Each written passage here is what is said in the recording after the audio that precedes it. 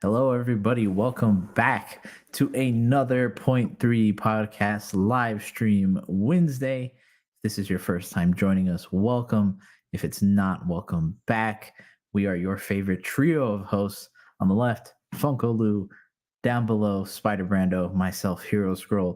We're going to be sharing some news with you, deep diving some topics, specifically X Men 97 for a little bit, and some other goodies here and there.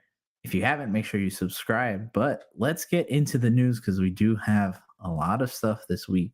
Spider Brando, what is the first bit of news that I know you were very excited about? And I think nobody was expecting this, at least from what I saw. It's funny that I was legit just talking to someone about Borderlands and getting back into that game just a couple days ago. And next thing I know, they posted yesterday teaser for the live action adaptation of a Borderlands freaking movie starring Kevin Hart, which I'm a little thrown off by his character who he's supposed to be playing. Kate Blanchett, Jack Black is gonna be in it. Ariana Greenblatt, Florian Montinau, I probably butchered that, and Jamie Lee Curtis. So it's got a nice crew to it, and just knowing the whole style of Borderlands always just being like funny, memey, kind of just like it's a very niche, not niche, but it's got a interesting sense of humor and just style to it from a game, but always was into like crazy, like dark and weird humor. So Jack Black and Kevin Hart fit that casting perfectly. And I think Jamie Lee Curtis will play her character very well. Kate Blanchett will play her character very well. But I don't like who Kevin Hart is playing because he's playing the one character that like wasn't too humory and was more serious. This guy Roland from the game. He's kind of like he's pretty much the leader of the group and the Crimson Raiders in the storyline. He's just like a badass, like Ervin from AOT type level, like commander. And Kevin Hart being at it kind of throws me off a little bit. So it makes it seem like they're going into too much of the meminess and funniness, but we'll see. The trailer came out for it today. I have yet to watch it, but from what I saw from the teaser and the first looks, I was pretty damn excited. And I've heard some interesting thoughts on both sides of the fence of people that care for it, don't care for it. Um, but we'll see. It comes out August 9th. So 7 months from now. I'm not gonna lie, man. You got me excited about this stuff. In our Discord, Yeah, when you're talking about it and hyping about it, I'm like, do I it need to looks hype about this? like it's just I mean, just from the sequence or like the logos that they use in the teaser, the world, just it looks like as good as the live action Borderlands could get. The video games are always known for their art style, and they always have like a unique kind of texture to them. I don't even know how to describe like what type of it, but I guess like cartoony, like weird random guns, monsters that are just like mixed together with random things. And the trailer, the teaser at least, looks like they're conveying that pretty well. I had one of my other friends who I used to play Borderlands 2 and tried to get into 3 with again recently, but that did not go through. Um he wasn't a big fan of it. Thinks it looks a little too thinks that it should just be kept as a video game style and doesn't think it'll translate well live action, but I don't know. I think they're doing the best they can. So we'll see how the final product is. I mean, I'll probably watch the trailer after this and my entire viewpoints may change, but I was excited from everything I've seen of it so far. Look, it looks fun. That's what I said in the Discord. It just looks fun, and I think sometimes that's That's all what you I need. think it's supposed to be. It's just a fun movie. That's all you need, and I think this all-star cast is definitely going to help it. Because and you can correct me if I'm wrong. I don't remember them announcing a Borderlands movie Neither do I. like in any official capacity before. Mm. I think this I was don't just kind remember of it like either. a drop yesterday. It came out of nowhere. At least Yeah. I don't. It might have just gotten under the wraps from like COVID. It's true. And it might have been like a plan since back then or whatever, but I don't know. I feel like I heard a rumor of it a while ago, but I didn't think it would actually go through or like had some issue with it. True. But man, gets me excited, especially Claptrap. If Jack Black plays this Claptrap character, wow, he's going to kill it. 'Cause Claptrap is just a funny doofus ass robot that loves to piss people off, but doesn't realize he's pissing people off. And Jack Black will kill that. I was gonna say, if you've watched Kung Fu Panda, you know that Yup. that's just Jack Black is, especially with the right writing, he's able to do that Oh my god, to a he would do T. so good as Yeah, Claptrap. and that's what I mean. Like they got big names to really bolster people to watch this from different mediums too, because I think Kate Blanchett brings more of a drama flair to certain things. Jamie Lee Curtis more horror and action. Yep. And then Jack Black and Kevin Hart kind of more so Kevin Hart being the action comedy guy, and then Jack Black just being comedy. I think they have done a best job as they can to make it marketable because it does look fun. They're giving you all these cool looking colors. Even like you said, I've never played, or I've played Borderlands. It was once a very long time ago though. But even I can remember that that's what the game looked like. And for it to look as good as it does in posters and in trailers, they're doing a good job. So it's always good when video game movies succeed. I think 100%. 100%. That curse of bad video game movies honestly hasn't been a thing for a little bit now. There have been some pretty good ones, and hopefully this one leans to the side of better. Yeah, I'm hoping. We will find out on August 9th, and I will be there day one. There you go. Wait for our review on that. Yes, and my trailer reaction whenever I get to that. Yep. Well, moving on towards DC news. I think we were all happy about this one. I don't want to be too high. Yeah, dude. When I saw this, I instantly wanted to send this to every person I knew. Yeah, like it was my knee-jerk reaction. Yeah, Andy Muschietti, who was the director of The Flash. If you guys remember, kind of shortly after The Flash's release, it came out that he was going to be directing Batman: Brave and the Bold, which is DCU's like official canon Batman movie. Well, it looks like that's changed because it's being reported that he's no longer directing that Batman film. Guys, it's a good day. We won.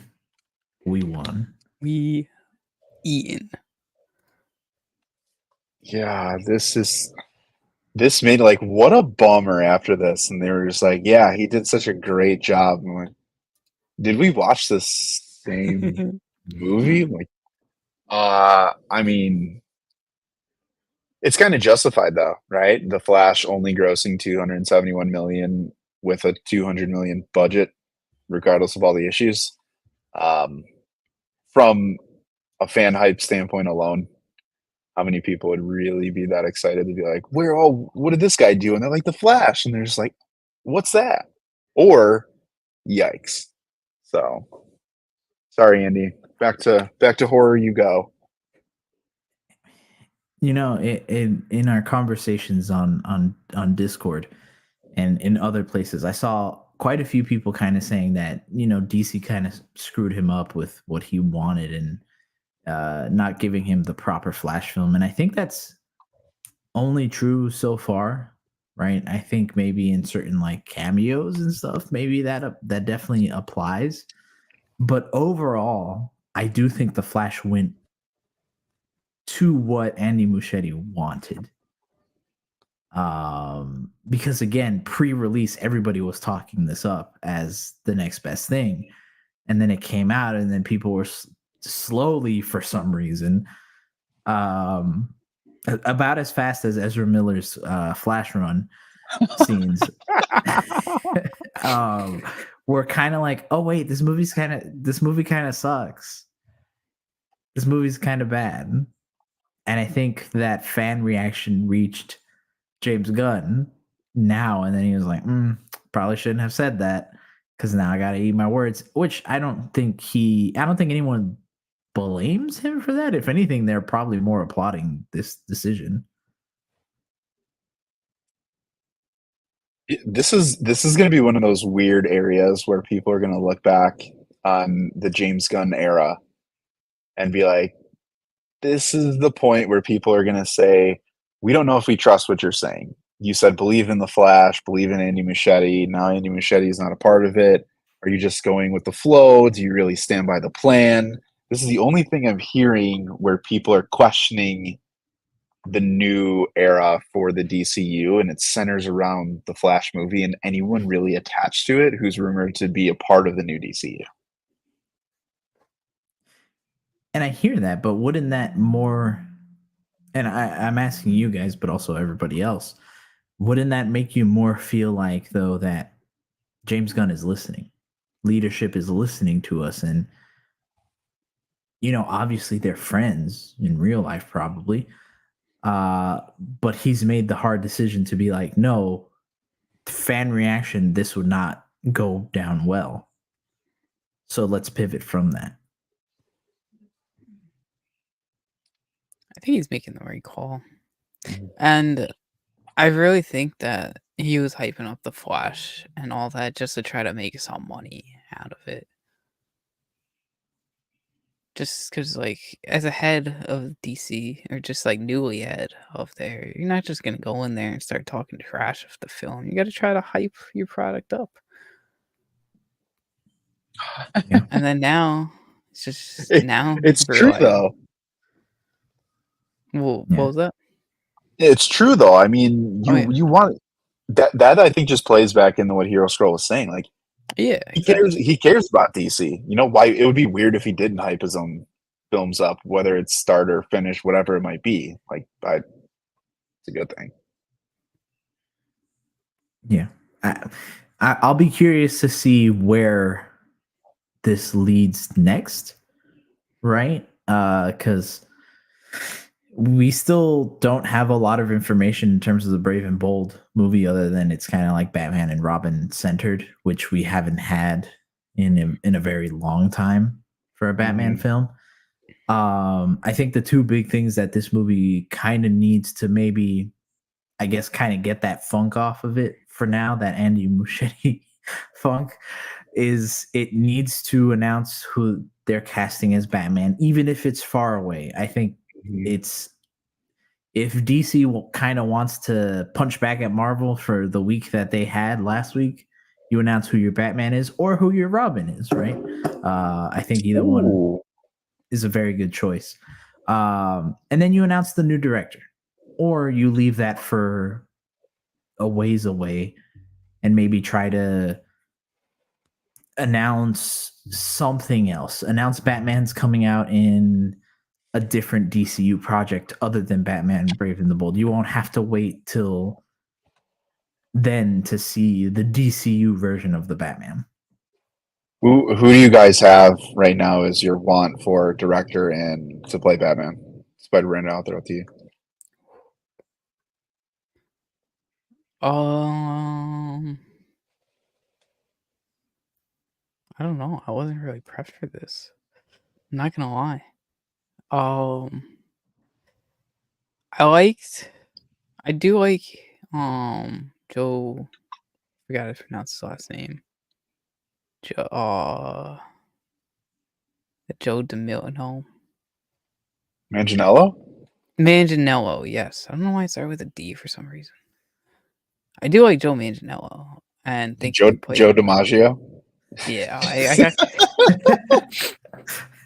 It's been a long day. I got confused.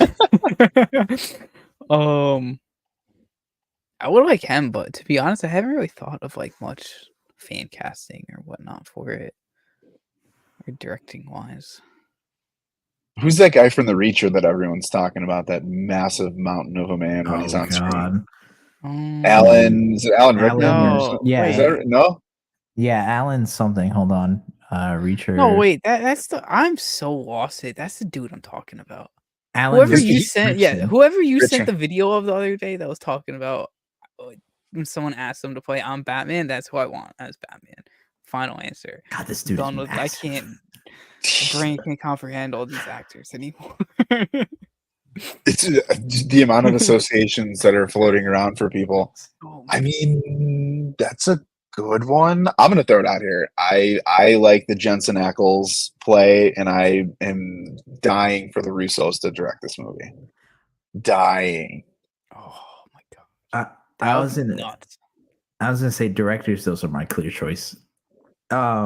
Not only because would they make a very good movie and they know how to handle the team aspect well, especially if they want to do a lot more Bat family stuff. The DCU needs big names, right? Mhm. It needs those big names to kind of come in and start showing people that hey, we even though we're starting out kind of behind, very much behind the curve of the MCU, we mean business. And having James Gunn direct, Superman Legacy, for people who don't really know or who don't really follow like all this DC news like we do, they're just gonna see James Gunn, a James Gunn film, and they're gonna think, "Oh, dude, that's the guy who directed Guardians of the Galaxy. I'm gonna want to watch that." And then if they hear the Russo brothers, even though Avengers isn't a Russo brothers film, if they look up who it is, and they're like, "Oh, they did the Avengers movie, and they're gonna do a Batman movie. Oh man, I want to see that immediately. Sold. Immediately Sold. sold. It's a Sold. money move. It's a very smart play. That In terms of Alan Richardson playing Batman, I don't mind it. But here's the one thing that I kind of gotta ask: do we want a Batman that's towering over our Superman? Ooh. Because this guy is genuinely a big man. Is he? So And what is he? 6'3", 6'4"? I think he's like Two 6'4". I think he's 6'4", 2 something, right? And it's honestly like pure muscle. And I'm not knocking David Cornsweet, not at all. He's bulked up. But I mean, this guy makes other guys look really small. Yeah. I mean, Batfleck had decent size. But so did Cavill.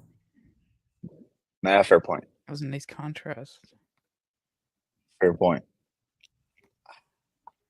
I think I if don't they know. ever do like a Batman versus Superman-esque thing, having like a hunk, freaking big ass like brolic Batman would make it even better compared to Superman, because Batman might get egotistical about like I'm bigger than you, but realistically he's not powerful enough. It's cool. I don't want them to go down that route of like Batman v Superman again, but you never know. It could just be one way for them to pick at each other. Oh, Batman's gonna look bigger than Drax. That's just so weird. That is weird. That is weird. But wait, before we pivot off of a Batman, I have to throw this honorable mention in here. Spider Brando. Yes. You asked our Discord DC fanatics how we would feel if Batman Beyond got the Spider-Verse treatment. For everyone who has not seen this, you're watching this, pause us. Go check out the concept art that was pitched for a Batman Beyond animated film. Spider Brando, you're throwing out heat, all caps. Beautiful. It is beautiful. I was actually very upset that you brought this up because I was hoping to do the segue for it. Not, but who wouldn't want that? It's just I'm trying to pull up the screen share for it, see if I can show everybody. But who wouldn't want a Batman Beyond like Spider-Verse treatment? for full context, the visual director and I forgot someone from the production team from the Spider-Verse series had tried pitching a Beyond the Spider-Verse to animated film to Warner Brothers. And as of course Warner Brothers, as they are, before they even pitched it, had said that there's absolutely no way we could do a Beyond movie. The head scratcher right there. How could you even deny something before even seeing the freaking pitch for it? So James Gunn, if you're listening, greenlight the heck out of this freaking movie right now. Into the Spider-Verse is his favorite superhero movie, so I'm using other freaking shout out to Culture Crew for first doing this. This is bad look, but so look at this concept art. It's the first thing I could have found. Looks beautiful. I like Was the my idea. screen share even share? I just It did. yeah, It did. yeah, Okay. I really like that idea, right? And I think any version of that Batman Beyond movie would rock, because I think we need more Batman Beyond on screen. I don't care how it is. I just think Batman Beyond needs to be on the screen, like Miles Morales, honestly. But the especially looking at the concept art, and I don't mean this in any kind of a knock. I just see it more as if you're thinking like a studio head, right? Here comes the producers or people who worked on the Spider-Verse movie, and they're like, hey, we want to pitch you a movie, a Batman Beyond. And they're like, oh, cool, let's see what you got. And they're like, we want an animation. Great, you guys are awesome, right? And then it just looks like Into and Across the Spider-Verse. I mean, let's be honest. And again, I don't mean this in any kind of a knock. I'm just saying, think like a studio head here for a minute. There's nothing different about that project. You could replace Batman Beyond from there if you pluck them out and you put Miles in there, and you can't tell me that's not Into or Across the Spider-Verse. Did anyone think that was Spot? I thought it was Spot. I was looking at that detailed picture, and it looked like it was Spot to me. Yeah. Yeah. I mean, I would still be for it if they were to obviously tweak it. They would need some tweaks. Yeah. I don't think it would have been ended up being like a direct exact style as the Spider-Verses. Because obviously concept art changes. And we've seen concept art of all these previous Marvel movies changes drastically. But like a similar style, maybe less colors, not less colors, but not as bright colors would make it feel just to make it feel more beyondy or like futury. That would be perfect. Yeah. That's the thing, if they took like the end of Across the Spider-Verse and really ran with it, but took a lot of the elements from Batman Beyond show and just kind of modernized that take. I mean, this movie would probably take a very long time. Well, not if they copy and paste. It's got potential. Yeah. I was going to say that, but I feel like also they should have done something to the Batsuit and make it kind of make it feel unique for the movie. And again, I don't mean this in any kind of bad way. It looks fantastic, and I would love to see that. But again, it just feels like Miles' suit. It feels like, the spray painted version. 100%. And, when I think of Batman Beyond, I do think of the original OG series, but I think of all the other versions that have come out 100%. in Arkham games, in different mediums where, his suit, certain versions look more like an armor and have lines throughout it and whatnot. I just feel like they could have gone more in on the design, especially to differentiate it and make it feel like, no, this is Batman Beyond. This is what we're pitching to you. Because right now it just feels like they're pitching, what if they're just pitching Into the Spider-Verse with Batman Beyond in it. Is that a bad thing? Is that really a bad thing? It's not, but you'd have to think about all the comparisons and all the people that would knock it from the get-go just because it is that. And I look at Ninja Turtles, Mutant Mayhem, where yes, they take a lot of inspiration, but a lot of the animation's different, and they also did something incredibly different with the Turtles that hasn't been done before. Yeah, it depends, man. If the DC animation team gets their foot in that project or something, I mean, we could be talking about something wild. If there's a blending of people that are part of the project. I don't know. I think it'd be kind of cool. Down the line. But You we have think there's we have gonna be some more some based on it before we transition? So I was talking to someone last night. It's a I test. feel like this is a little test to just see how like them denying something that just to see how we'd react to them denying this. Oh, sure. I agree. So it could be what could have just been the catalyst to cause interest. True. Who knows? But do we have some Marvel news we got to get to? No, we got a lot of more news. I'm gonna drop this. I'm gonna drop this real quick, and then if you guys want to move to the next one, shout out to X-Men '97 on being the biggest launch for an animated series trailer on Disney Plus. That is the last week to 2 weeks. We're getting the best of the best from a trailer standpoint from Marvel. In the words of Spider-Man, we were eating good from a Marvel standpoint. Well deserved. Well deserved on that most viewed. Because I mean, if you look at the trailer, you can go see our reaction on our YouTube channel right now.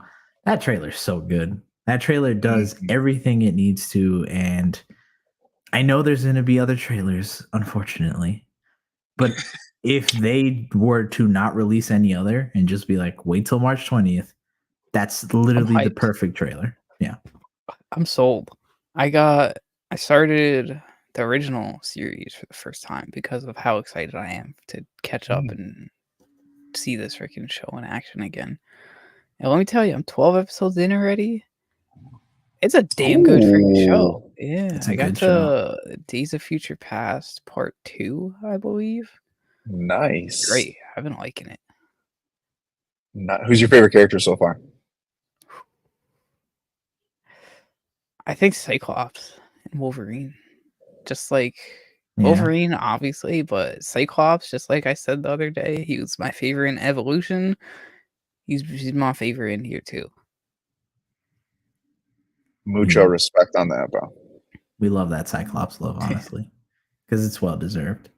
Oh yeah, and even just hearing him in that trailer and saying that quote, beautiful. It's perfection. You literally can't get anything better.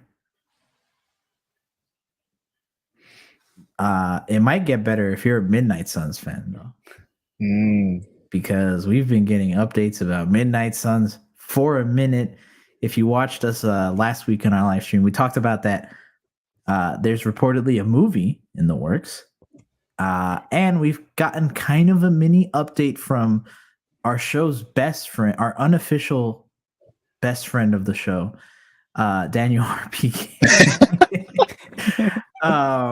But it's being rumored that the movie's set to include characters that weren't a part of the Avengers. So what that means right away for all the people that are hopeful that people like, oh, Doctor Strange is going to be in it. No, he's an Avenger. This is going to include everybody else. So don't get your hopes up of having him as a part of the official team member. It is genius. Feige RPK over here is giving us gold on the weekly, daily basis. I mean, just think about this. Non-Avengers team. You could have Moon Knight, Daredevil, Blade, Punisher. I don't know if we're considering Spider-Man, but I hope he would be a Midnight Sun versus an Avenger personally. But I mean, you could. This movie, I'm just gonna say this here. There's a chance that if they stick with the Midnight Suns name, that the popularity of characters that they could have on this team could push this close to the Avengers IP if they stick with it. Because I personally can't think of even adding a Ghost Rider to that. I can't think of any team that would satisfy fans on the level that we've been craving the last 2-3 years, like a Midnight Suns team. I can't foresee the Avengers doing that. Secret Wars maybe carried by Legacy, but the Midnight Suns, bro, it'd be game over. Game over. Yeah, that would be wild. I've always liked Strange to be part of it, but I'm more than happy with them opening that up to a member that hasn't been in like 7 different freaking movies already. Yeah. It gives you a chance to do something different. Yeah. Where Guardians feels like its own thing, but still in certain ways feels like a Avengers level movie. To what Lou was saying, they could just make this for Midnight Suns. Midnight Suns can, in its own way, its own very unique way, could be the next Guardians like team, the next Avengers like team, where you have that mix of like star power in terms of comic book characters and obviously the actors playing them, but also make it feel like an event to kind of push your MCU timeline forward without having to have Avengers, because that's the big problem right now. Okay, let me ask you guys this, right? Because we have like this is a weird limbo in between thing, and I've wanted to wait till the live stream to ask you guys this in person. Do you think that them keeping the Avengers team away is making people feel like, oh my gosh, we need an Avengers because I want to see an Avengers? Or it's like, oh my gosh, we need an Avengers movie so we can have something big? Like, where do you guys kind of sit from an Avengers standpoint? In the I middle. promise there's a point to this. Yeah, in the middle. Because I think it's both in a way, where it's been since 2019 since we've gotten an Avengers movie, so it's been hundreds 5 of hours later. Yeah, 5 years, which for the MCU is a very long time. We are in the Endgame timeline now. Yeah, it's crazy. It's a long time without an Avengers movie, so we want to see them because, again, 5 years when we were so used to getting them a lot closer, we need it. But then also, it really hasn't felt like anything big has happened. The past phase and a half has just kind of, even though there's been bigger moments, right? Cap, Scarlet Witch, you name it, right? There hasn't been that kind of period to end this paragraph. It just keeps going.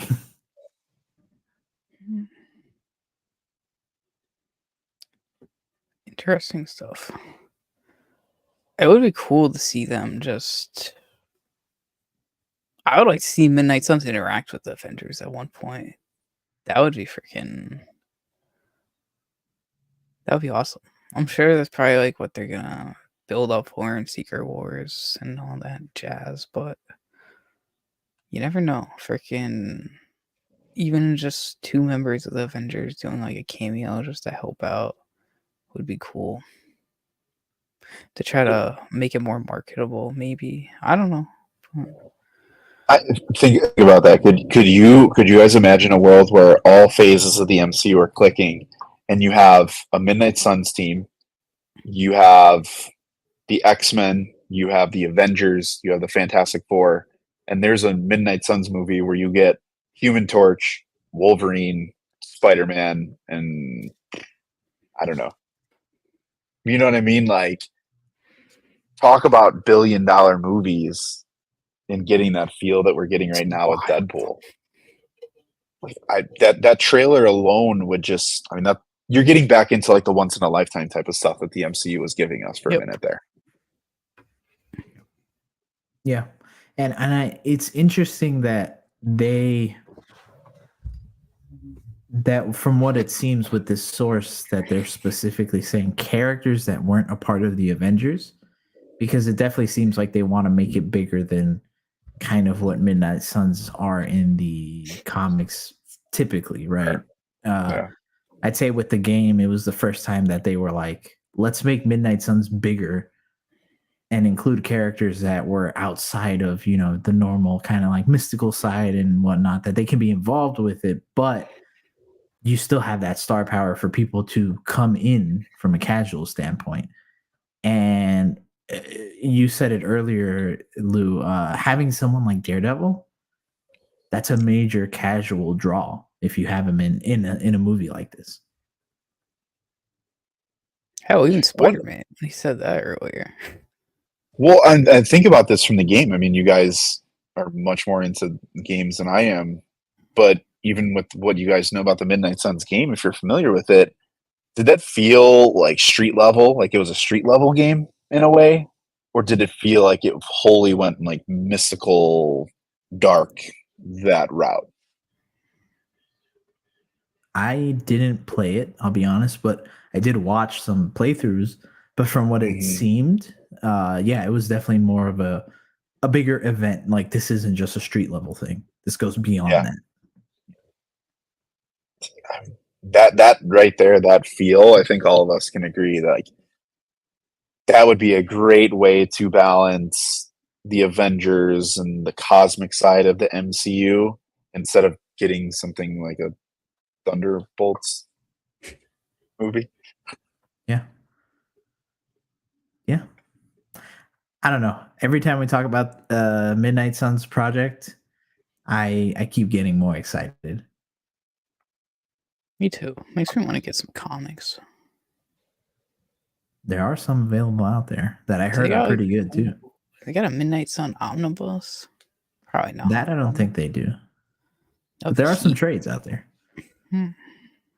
Do you guys think though, if they went that route, how big do you think the comic side of things or the Midnight Suns like popularity, like what would that do just for the overall Marvel scope? It would kind of have the Guardians effect. I really hate using Guardians as an example, but I mean they're kind of the best example of that, where Guardians was a team that only niche people who were in comics really cared about. Nobody else. And then the movies came out and people suddenly cared, and you were getting bigger writers on the book. And not to say that talented people haven't worked on Midnight Suns books. No, that's not true at all. There's been a lot of great talent on it before, but I think you would start getting your more mainstream people. I'd say someone as far as like Jonathan Hickman, who's people really love in the comics industry right now. So it would do a lot. I like that. More Marvel news real quick. Spider-Brando, the Thunderbolts reportedly they're centered on villains and anti-heroes going on a mission that's supposed to end with their death. What should that mission be that leads the Thunderbolts to their death? Where should they go? I hope it's Red Hulk beating the crap out of them, and that causes Hulk to just get enraged for a future Avengers or Midnight Suns, that film.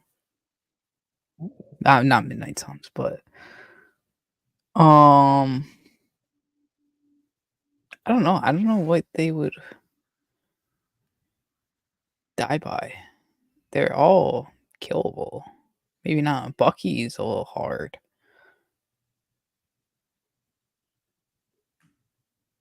What's this? Some kind of Suicide Squad? This movie is just shaping up to be just like Marvel's attempt at a funny Guardians-esque Suicide Squad. I don't like it. It's a odd thing just because we know so little about it. But to answer your question, Lou, Sentry.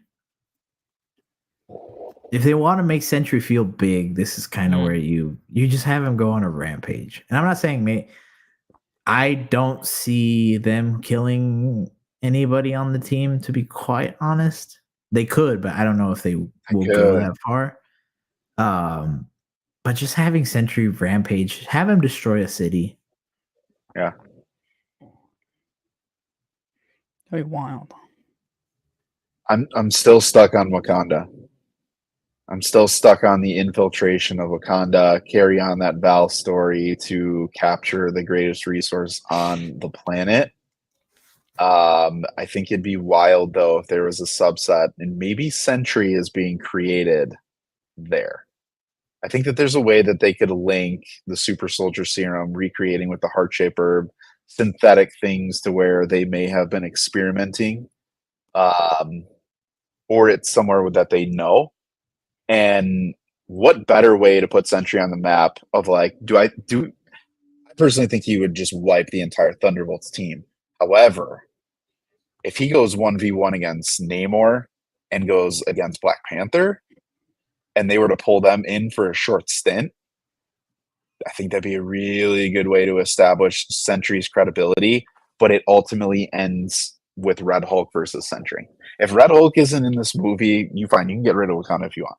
It needs to finish with Red Hulk versus Sentry, and Red Hulk stands tall. That is my non-negotiable for this movie, and if it doesn't happen, then no good.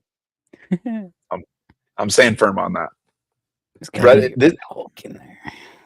It should be Captain America Part 1, Part 2 kind of feel. That's how the Thunderbolt should go, and that's why I'm saying Red Hulk should be a part of it. It'd be smart to do that because you would immediately establish a good secondary villain for your saga.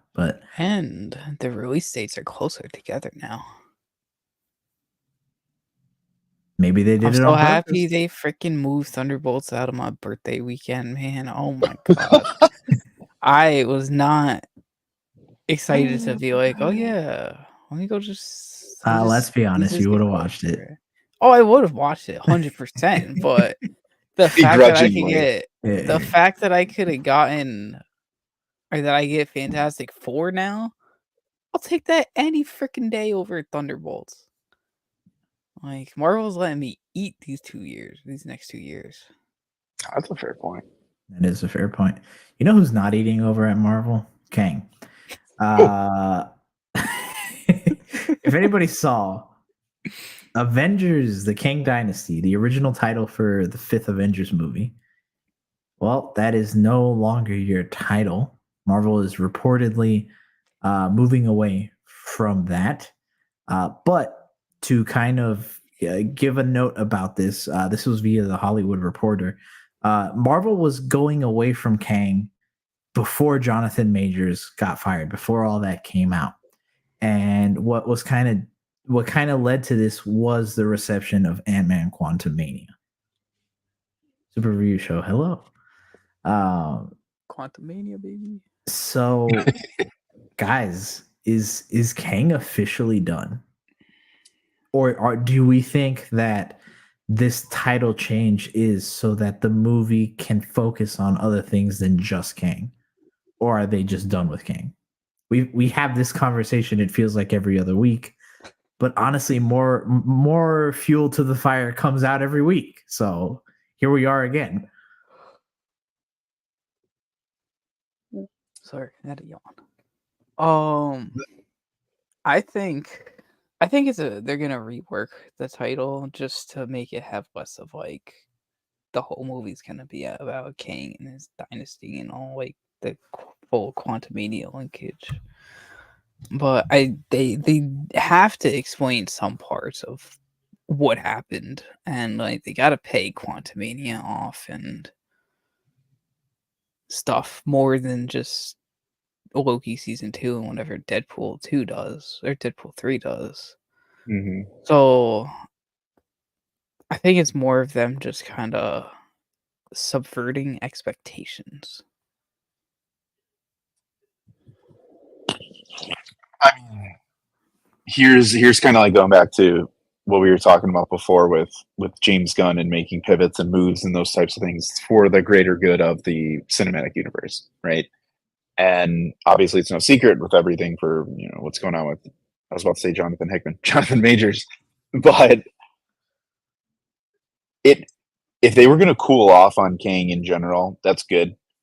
They have baked in now an expectation to where they could have erased Quantumania for the most part. Having the TVA, having them hunt, having Mobius say what he said at the end of Loki season 2, having Loki where he's at now, and then obviously now bringing in Deadpool and crew, whoever that might be. You could exterminate Kang, and there's one singular Kang that's left, and you can tell a good focused story, but make him kind of almost like in that narrator type of role, right? And just kind of have him be like, the world was going to end, and just shift him to more of that ethereal type of feel, and then put him back in the game for a minute. I don't think Kang should go away per se, but I do think he's damaged goods at this point, without a doubt. So whoever does take over the role of the recast for Kang, good luck. I mean, we'll probably touch on in a minute of how they should make him look, but Kang will by far go down 20 years from now as probably one of the biggest cinematic blunders of all time. And it's just a matter of like, how do they manage the damage? And just, you can put him on the shelf, and I think fans like us will be cool with it. At this point, yeah, because if you came, I think, to all of us and you told us right after Avengers Endgame came out, and we were like, and you said, "Hey, Kang is going to be the next villain for the MCU," I think we were all down with that because we knew what they could do with that. We knew that in reality, the possibilities were endless, but it hasn't felt that way. It's felt so lackluster, and I'm not even talking about the phases. I'm just talking about specifically Kang. Even though we have great moments with He Who Remains, 100%. you then get Quantumania Kang, and then He Who Remains comes back, but then you get Victor Timely. And I'm not knocking Victor Timely; he was a good character in Loki, but it just felt like they could have done more, and they didn't. They left a lot on the table.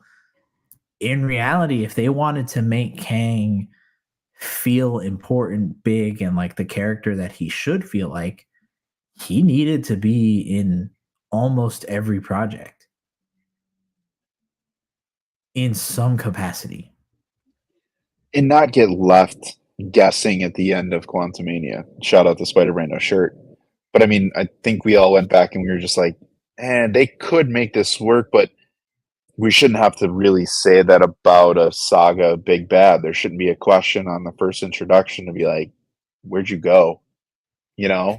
And those ups and downs with that. I mean, if they could go back in time, I wholeheartedly believe Marvel Studios and the executives at Disney would be like, no. Like, let's not put that in front of people. There needs to be an alternate ending. I wish there was an alternate ending, truthfully. Yeah. That'd be awesome. I wish there was, because I know we say it a lot, but it is a mix of both how the studio handled it and very much real world stuff. Pandemic, all this Jonathan Major stuff. It's damaged Kang, but ultimately it does come down to how the studio handles it. Mm-hmm. Because if I was Marvel by now, they should have addressed it. They should have just said, look, we're keeping on with Kang. That's it. We're recasting. Let's move on. But here we are. How long has it been since Majors was fired? 2 months, almost 2-3 months. About. And we still don't know. And while, yes, this is news that's coming out, let's also remember this is just a report. This is not a confirmation. Yeah. until we see something from Marvel. So next month, Marvel can come out and just be like, JK, here's our new Kang. They'll just post him for St. Patty's Day. Just an Instagram post, and just like Kang with it, just like, hey. Hey, I'm lucky I'm still here. Yeah, ultimately Marvel dropped the ball, and I mean hard, with Kang. They did him very dirty, and they don't want to play with him anymore. He's not the new shiny toy, which sucks. I hope he gets good treatment in What If. Like how Ultron kind of got redeemed or got some cool moments in season 1. That's a really good point. The thing is, though, Ultron could be redeemed in one thing. In one project, I mean. Like, it doesn't take much to change Ultron.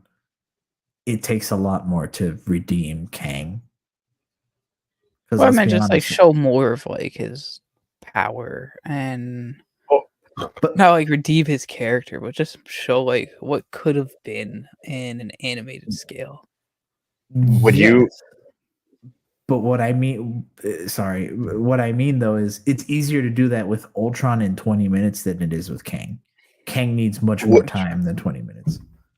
Now, what if they went the route of pulling in one of the 3 that were in the post-credit scene versus redoing the Quantumania version of him?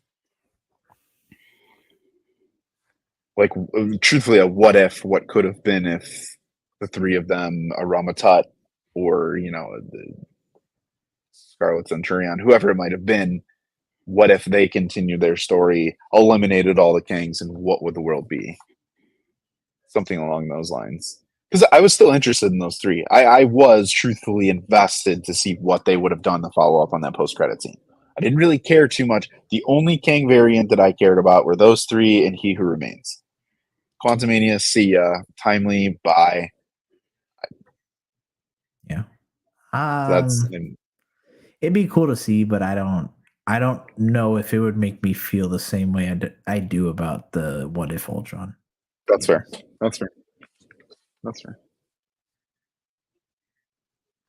And do we have our special deep dive moment on the heels of who's going to be the new villain, what it might look like? Spider-Brainer, you got something spicy for us? Well, some may say the MCU could be doomed after losing its titled Avengers film. But I think it's in good hands now with the most recent Fantastic Four news and a bigger bad that we've all been craving for since the MCU started of Doctor Doom taking over as rumors and reports had suggested months ago that we talked about. And I'm all for it. If they do transition from Kang, give me Doom, give me Secret Wars setup, like proper way.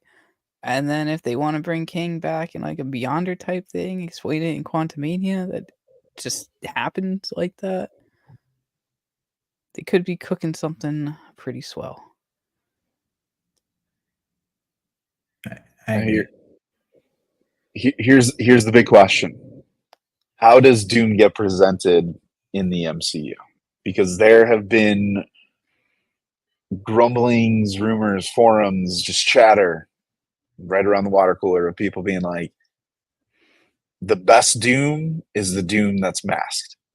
The Doom that is full costume, green, metallic.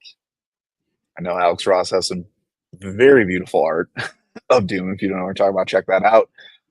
Hero Scroll, what's the presentation for Doom?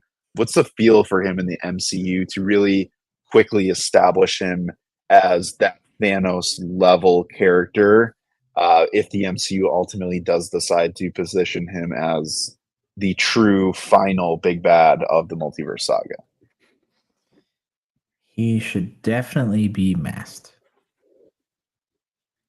The only the thing that I have personal trouble with is that knowing how both Secret Wars comic events play out, both of them do have plot points that are a big deal about him having his mask off. So it's kind of hard to say, even though, you know, both he has it off in different ways. In the original, he's a lot more handsome. In the new one, in the newer one, he's disfigured. But it ends with him being restored. So it's hard to say. But ultimately, having him mask on, you know, full costume for a majority of his MCU time, and then towards the end of it, have him be unmasked, or maybe at some point in the middle, them show his face if it's disfigured or not. I think it should be. And then later on, you pay that off with, you know, him again taking it off and it being a big deal. It should feel like a moment when he takes that mask off. And it shouldn't just be a here it is just because. That would not fly, I think.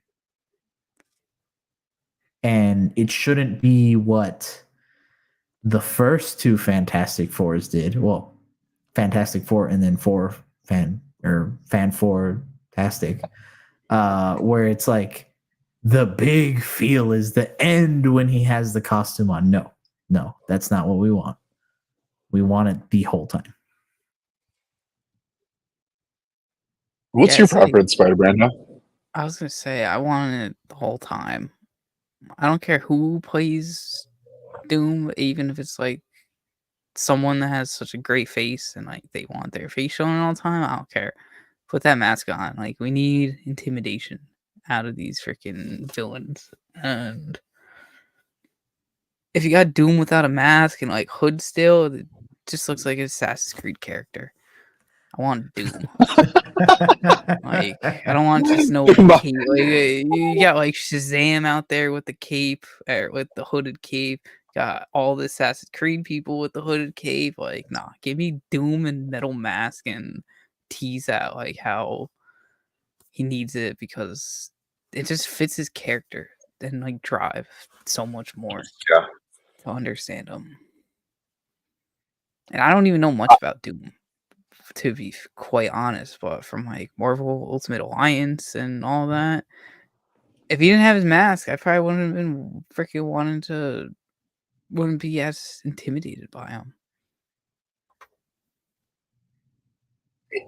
But I mean, listen, one, it's super iconic, right? I mean, all of us collecting Funko Pops, and you see Doom, and you're just like, I need that. You need to see God Emperor Doom, you're like, I need that, right? That whole look is so iconic, and I think for where Marvel's at and the MCU is at right now, to Hero, to your point, and kind of the start of what you were saying, Brando, that feel that they did in previous Fantastic Four films of him getting that at the end, you take that feel and start and run with it, right?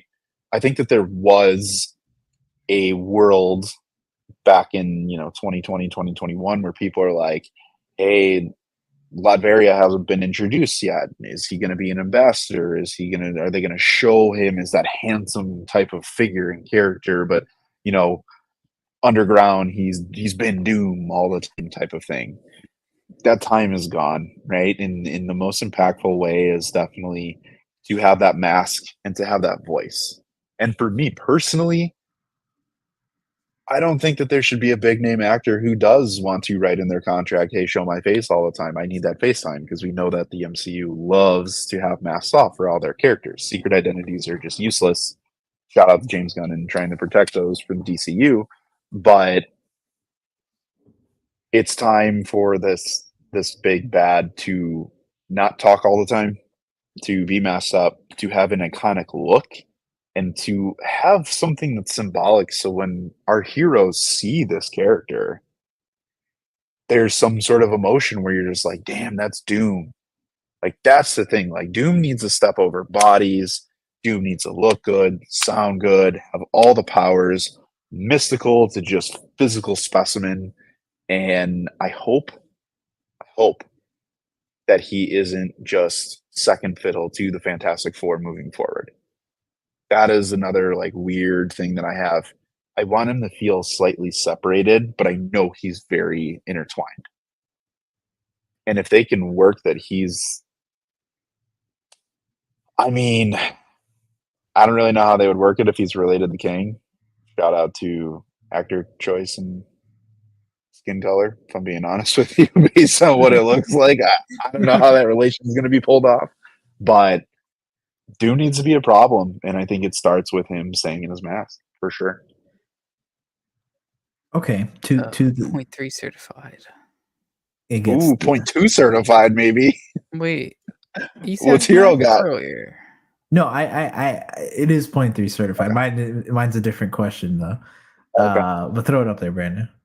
Throw it up there. We need it. It's awkward. We don't Where actually is it? have a 0.3 certified one. Ooh, Gotta make we're one. just on point. We got this one. Oh, you're on point. We're on point. The question I was gonna ask though is, and it does kind of have to deal with the presentation. Where does he come out in? Right? Where is his first big debut? Because that's going to be a huge. There we go. That's going to be a huge part of his presentation. Is when we first see him. So if you guys were to pick a project, where is he coming out in for you? I think it's really Fantastic Four. In what capacity? Yeah. Towards the end. What would feel really good to you?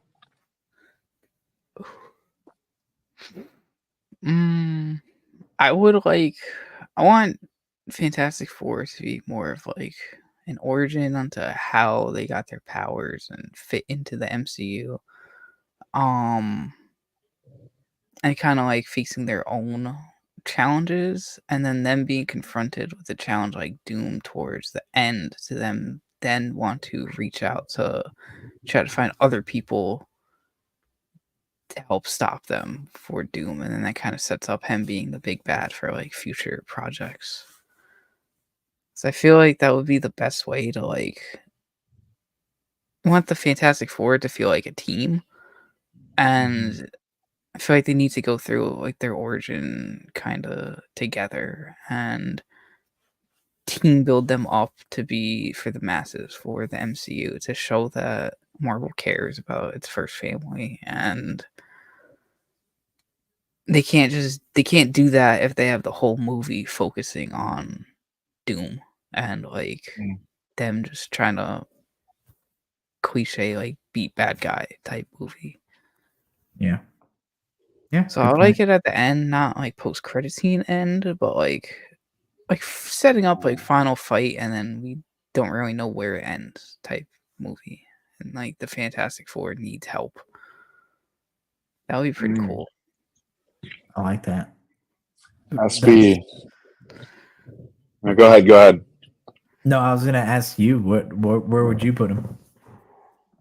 To be honest, I think to kill 5 birds with one stone, he would be my post-credit scene in the Fantastic Four specifically, because I think most people are anticipating that he's going to show up there at some point, some way, somehow.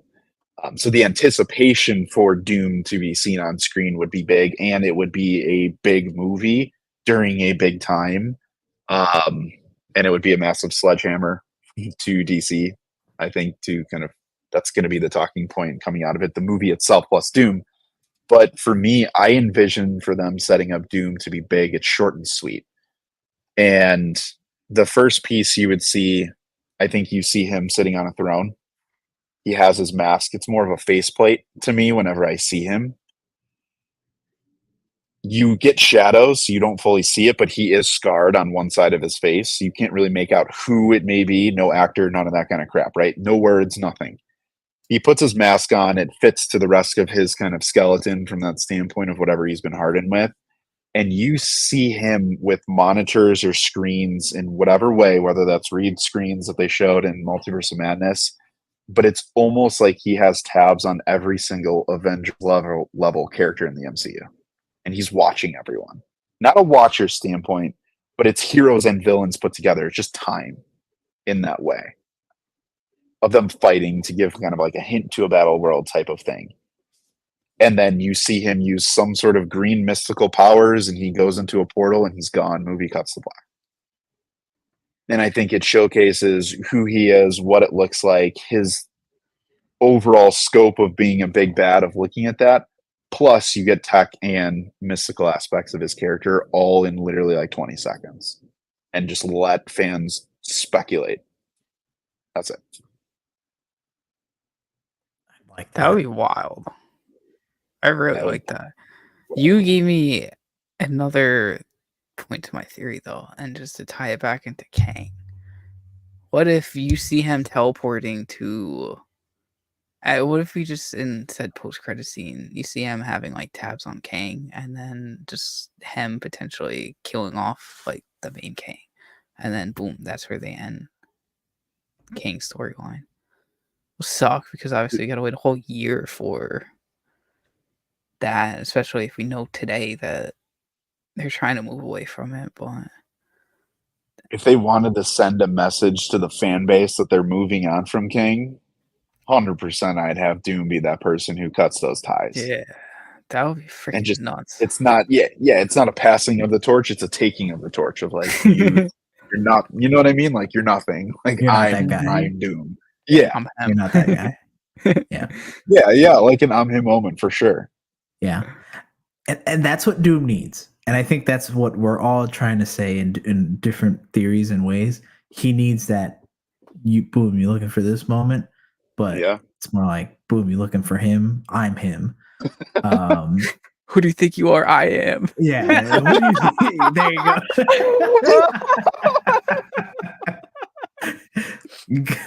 Gotta change his name from Dr. Doom to Himothy. So yeah, that's what he needs. I'm so glad you were able to preface that meme. That's so And you did amazing. it so flawlessly. so much. Dude, So flawlessly. Hats off. Really quick before we end it, I'll say mine. I think that Fantastic Four is going to be a movie that kind of explores where they've been, why they've been missing from the MCU. And I think Doctor Doom has to be included in that, but he's not in the movie. I think at the end of the movie, the Fantastic Four are back, they're home, be it in the future or whatnot, wherever they are. And they get a visitor. It's Doctor Doom. And he visits Reed specifically. And obviously, because they hate each other, I say they need that rivalry from the get-go. They need to hate each other. Reed, throws a punch at him or whatever after they've talked, but it's a Doom bot. Oh,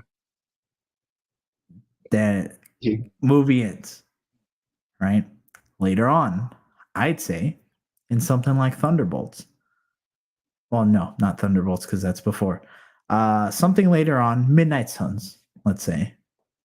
He visits, I don't know, Kingpin or Daredevil, and he's like, hey, I'm watching you. I know what you're doing. They destroy that. It's also a Doom bot. He's not liking what people are doing, right? You just play it out. You just let it go. You let Kang be the big bad. And then they've beaten Kang.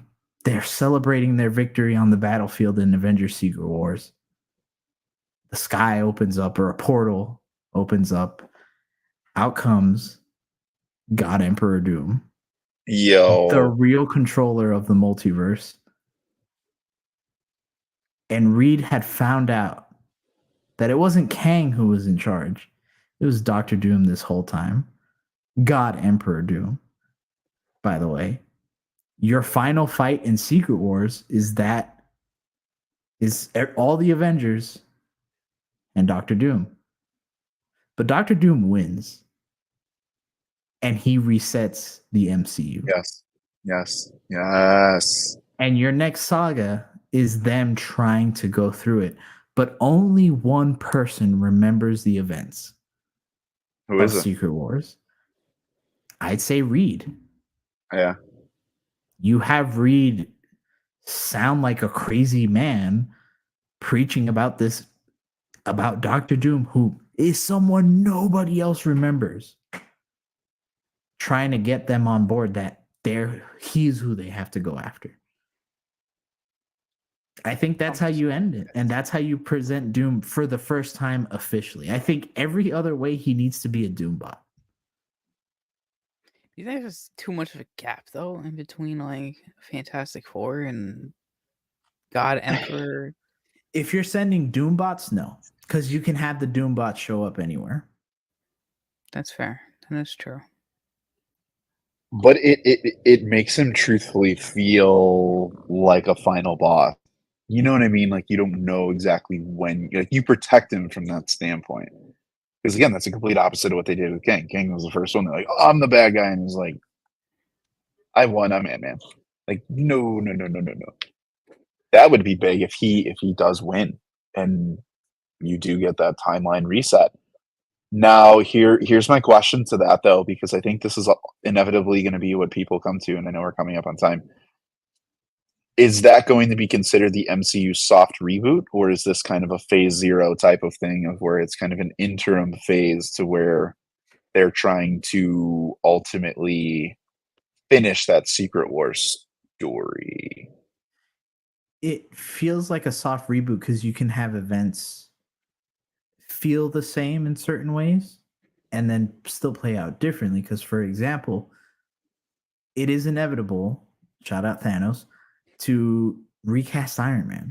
You need an Iron Man, to be honest. You know, you need a Tony Stark. And in this way, you can still honor it of that Tony Stark died. RDJ's Tony Stark came and went. We're not touching that. This is its own thing. And then you can have that Tony Stark play alongside Chris Hemsworth if he's still Thor and if he wants to be. So you kind of have your cake and eat it as well, where you get new and old to play with each other and still tell a brand new story. Because that's honestly the best way I see them bridging that gap. I like it. It'd be like their own little like ultimate universe. Exactly. In a way, it could be the ultimate universe. Yeah. The ultimate MCU. Dude, guys, how MCU plus. nasty. UMCU. Oh, actually. No, I MCU. The MCU? Think about that though. I would absolutely respect the absolute hell out of the MCU if they went that route. Doom wins, they soft reboot, and they give us one movie or two movies. That's it. One movie and one Disney Plus show. Give us time, and you have a 2-year span where we get 4 projects, and then your full ultimate all new Marvel, whatever they want to call it, kicks in after they resolve it. And then we go on to the next with the recast and the new people, and the mutants are legit and everybody's from the same origin point. That would be so money. Because in that way, you can. That's also your way to kind of have a battle world. Which I think we'd all love. Yeah, they can either make it like a plane of reality that only Doom exists in, or they could just make it that universe and things are different, you know?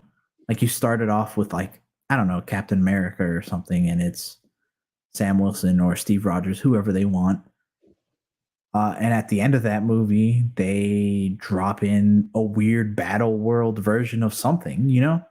Just kind of putting out hints out there that Doom has his hand in everything, because that's ultimately how you make him feel bigger than Thanos and how you make him feel bigger than Kang, which is not hard to do. But you know, Thanos felt big because he killed half the universe, right? True.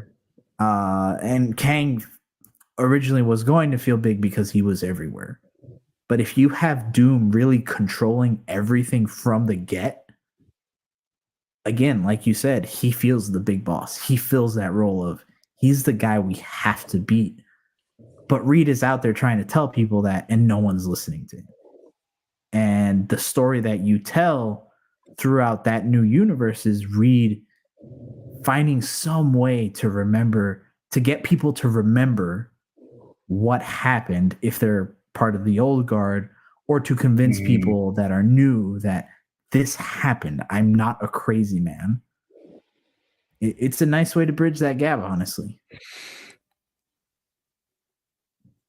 I like it. Low-key cooking more theories as we speak.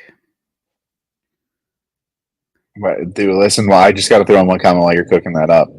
Go back to the beginning of this live and all of these projects that we've been talking about of the Midnight Suns and building out the mystical and the street and the cosmic and the world, building these all out to when you ultimately pull pieces very similarly to how they did with half of the Avengers that were left over, then you're satisfying that crossover thing.